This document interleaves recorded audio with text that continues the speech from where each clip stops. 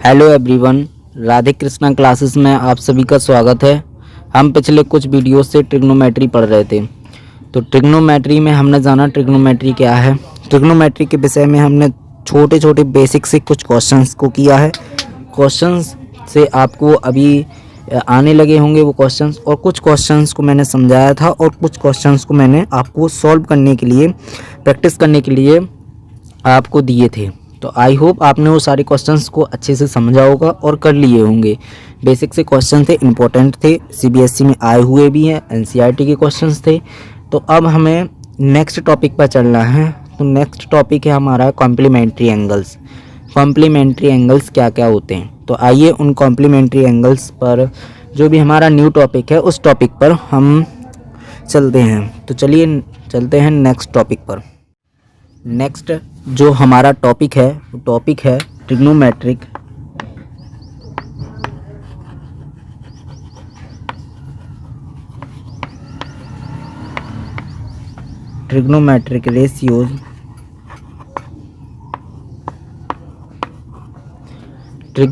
Ratios of complementary angles.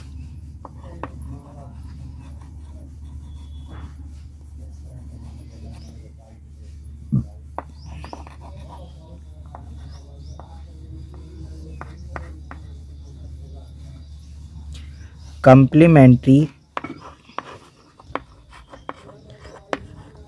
Angles, ये हमारा पूरा टॉपिक है। इस टॉपिक के बारे में हमें अच्छे से समझना है। टॉपिक इंटरेस्टिंग है और इम्पोर्टेंट ज़्यादा है। इससे भी आपके कुछ बेसिक से क्वेश्चंस बनते हैं जो इम्पोर्टेंट तो नहीं है, खैर, लेकिन आपको आना चाहिए। ये सब पहले 9th क्लास में हुआ करता था। जब से एनसीईआरटी पैटर्न को लागू किया है ना, तब से ये सब 10th में आपको मिल गया है, मतलब कवर उसमें दे दिया गया है। इसमें एनसीईआरटी के कुछ क्वेश्चंस बनते हैं, इंपॉर्टेंट क्वेश्चंस हैं। तो आइए उन क्वेश्चंस पर पहले टॉपिक समझेंगे, फिर हम उसके बाद देन आफ्टर क्वेश्चंस के बारे में भी देखेंगे। तो चलिए इस टॉपिक को समझिए क्या है।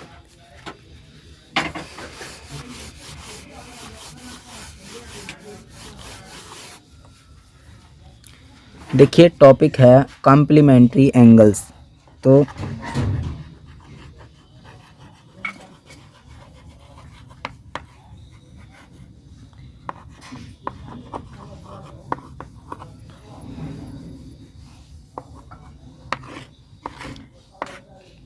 कॉम्प्लीमेंट्री एंगल्स क्या होते हैं। देखिए कॉम्प्लीमेंट्री एंगल्स वे होते हैं जैसे कि एक कोई, देखिए आपने ये क्वाड्रेंट के बारे में सुना होगा। इसको एक्स एक्सिस बोलते हैं, इसको वाई एक्सिस बोलेंगे, ठीक है। और इसको या तो माइनस एक्स एक्सिस बोलेंगे या फिर इसको एक्स डैश बोलेंगे, या इसे माइनस बाई एक्सिस बोलेंगे या फिर इसे बोलेंगे बाई डैश। दोनों में से एक कुछ बोल सकते हैं। तो इससे हमको ये देखना है कि जो ये फर्स्ट क्वाड्रेंट होता है, इसमें देखिए ये बन रहा है 90 का एंगल, ठीक है। चारों के चारों क्वाड्रेंट 90 के होते हैं। तो इस क्वाड्रेंट में जो भी ऐसे दो एंगल जो जिनका सम 90 हो, ऐसे दो एंगल्स, ऐसे टू एंगल्स जिनका सम 90 होता है, उसको कॉम्प्लीमेंट्री एंगल्स बोलते हैं। जैसे कि एक ये मान लीजिए कि थीटा प्लस 3 थीटा, इसका जो सम है वो कितना है, 90 है, 90 डिग्री। या किसी भी टाइप से, यानी 4 थीटा मान लीजिए, 2 थीटा मान लीजिए, इसका जो सम है वो 90 डिग्री है। तो ये हो जाएगा 3 theta is equals to 90 degree, theta is equals to 30 degree. ऐसे मतलब टू एंगल्स जिनका सम 90 होता है, उसको कॉम्प्लीमेंट्री एंगल्स बोलते हैं। कॉम्प्लीमेंट्री एंगल्स, या इसको डेफिनेशन के थ्रू समझें तो डेफिनेशन समझ लेते हैं इसका। Complementary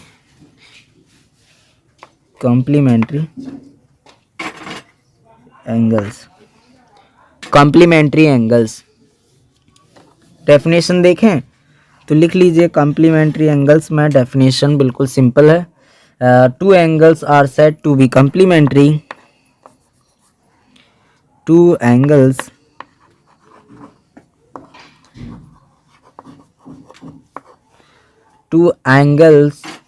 are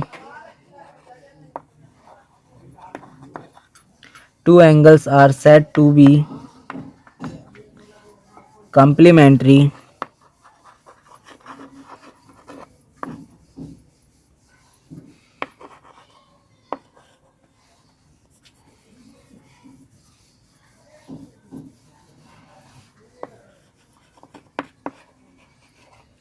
Complementary if their sum is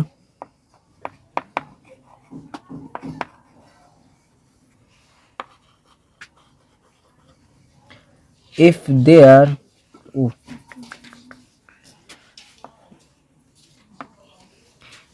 sum is 90 degree.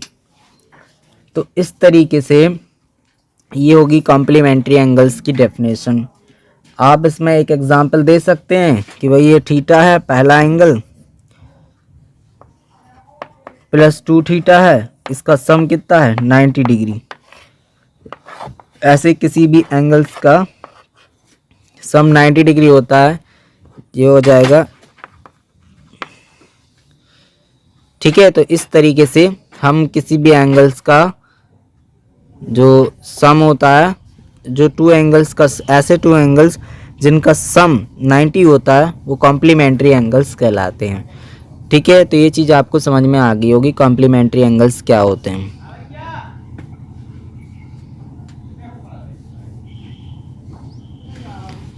ठीक है, कॉम्प्लीमेंट्री एंगल आ गए आपको समझ में।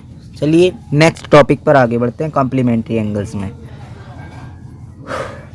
ठीक है,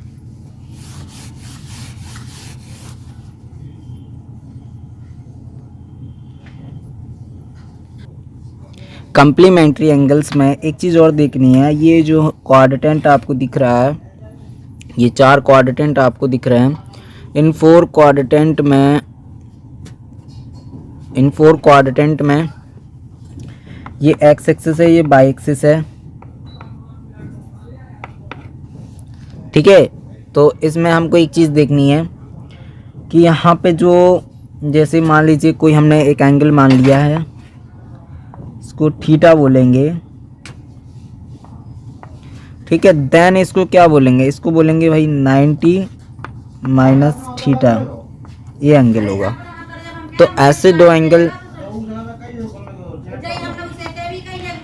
एंगल जिनका जो सम होता है वो 90 होता है, तो उसको कॉम्प्लीमेंट्री एंगल बोलते हैं। यहाँ जो थीटा है and 90 minus theta, both are complementary angle. कैसे भाई, इसको हम ऐड कर देंगे तो 90 हो जाएगा। अरे यहीं देखिए ना थीटा, ये देखिए थीटा प्लस 90 माइनस थीटा, ये कितना होता है 90 होता है। प्रूव करने के लिए ये थीटा से थीटा कट जाएगा भाई, ये देखिए 90 बराबर 90 आ जाएगा। तो बोथ आर कॉम्प्लीमेंट्री एंगल्स।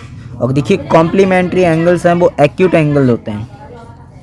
देखिए कैसे एक्यूट एंगल कैसे होते हैं, जो थीटा है वो हमारा एक्यूट एंगल हो जाएगा।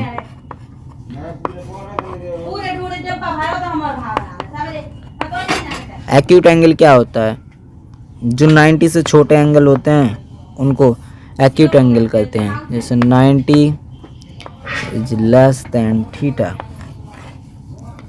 जो 90 से छोटे एंगल हैं, ये छोटा एंगल है ना 90 से, तो theta is an acute angle होगा। बस इतनी सी बात बतानी थी।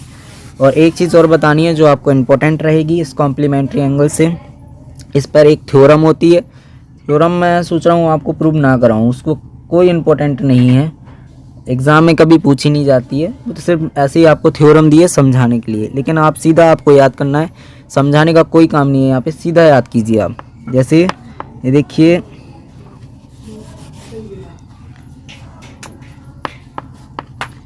Sign 90 minus theta is equal to होता है cos theta,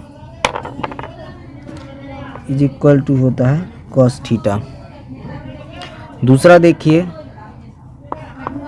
cos 90 minus theta is equal to होता है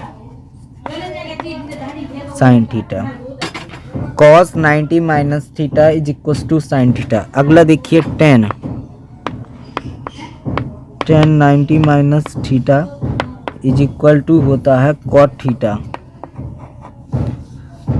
आपकी में जो ये फर्स्ट क्वाड्रेंट तक ही दिया गया है, वरना पहले 10th क्लास तक यहाँ 180 तक के भी ये क्वेश्चंस पूछे जाते थे।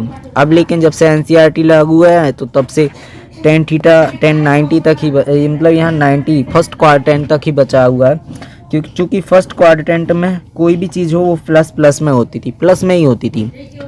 जो कि यहाँ आ जाते हैं ना तो यहाँ पे साइन प्लस में रहता है, साइन और कॉसेक, बाकी सारे के सारे माइनस में क्वाड्रेंट आते, मतलब माइनस में उनकी वैल्यू आती थी।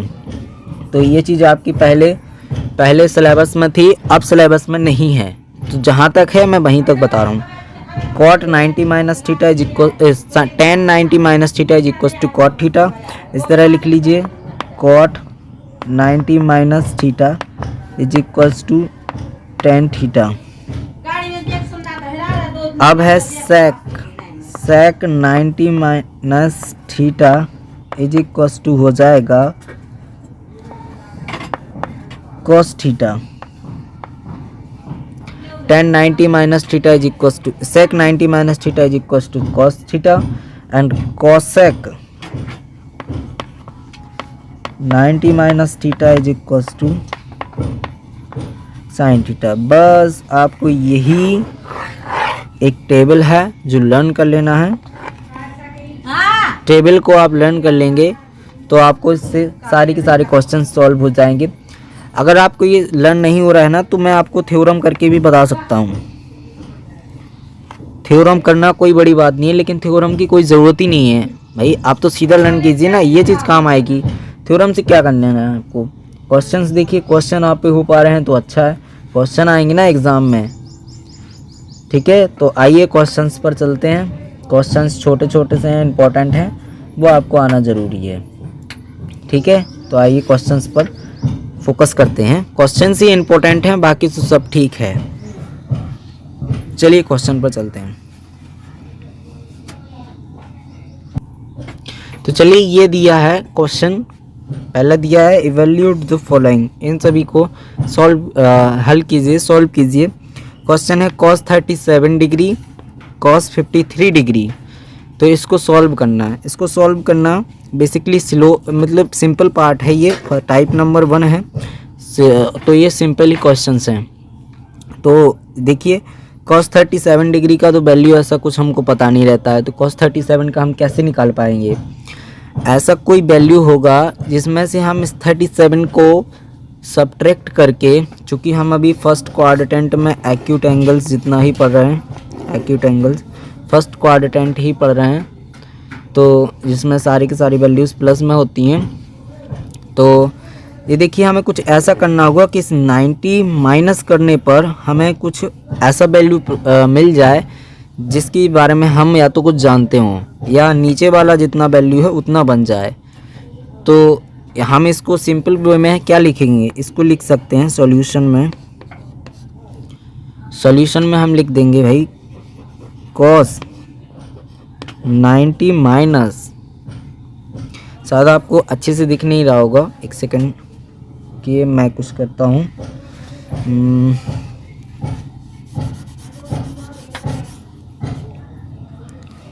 लिख देंगे भाई cos 90 माइनस थीटा में कितना लिखेंगे? थीटा में चूँकि हमें यहाँ पे 53 है नीचे लास्ट में, तो यहाँ पे भी 53 ही बनाना पड़ेगा।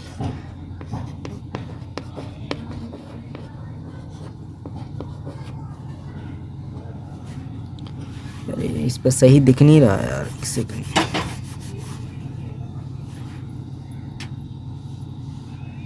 ये हो जाएगा भाई cos 37 डिग्री, यहाँ था साइन 53 डिग्री। तो इस कॉस 37 डिग्री को कुछ ऐसा करना होगा कि यहाँ ऊपर से नीचे वाला कट जाए। ऐसा पॉसिबल, ऐसा सोचते हैं कि भाई नीचे से ऊपर वाला कट जाए। तो इस तरीके से हम कुछ ऐसा सोचेंगे कि ऐसा कुछ देखेंगे कि यहाँ पे 37 से 53 कट जाए। तो हम इसको क्या लिख देंगे, इसको लिख देंगे हम cos 37 को कुछ ऐसे लिखना होगा कि यहाँ 53 वापस आ जाए। 90 माइनस 37 ऐसा कुछ, 90 माइनस 53 लिख देंगे। क्या लिखेंगे, 90 माइनस ऐसा कुछ बनाएंगे, क्योंकि हम जानते हैं cos 90 minus theta is equals to cos 90 minus theta is equals to cos theta होता है ना। तो इसलिए हम इसको ऐसा लिख देंगे cos 90 माइनस थीटा। अगर हम इन दोनों को सब्ट्रैक्ट करेंगे ना तो 30 डिग्री आ जाएगा, 37 डिग्री आ जाएगा।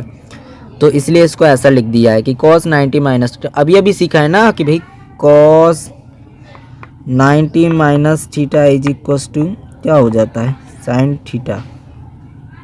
इस अभी सीखा है, तो इसी हिसाब से हम इसको लिख देंगे। क्या लिखेंगे, लिख देंगे cos 90 माइनस थीटा क्या हो जाएगा, साइन 53 डिग्री।